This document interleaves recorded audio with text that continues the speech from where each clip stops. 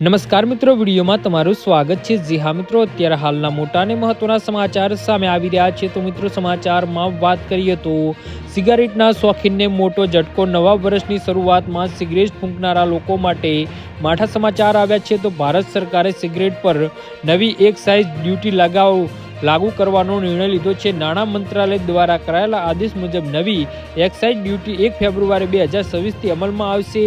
આ નવી excise duty સિગારેટની લંબાઈને આધારે લાગુ કરવામાં આવશે, જેમાં પ્રતિ 1000 નંગ પર રૂપિયા 2050થી લઈને 8500 સુધી નક્કી કરવામાં આવી છે।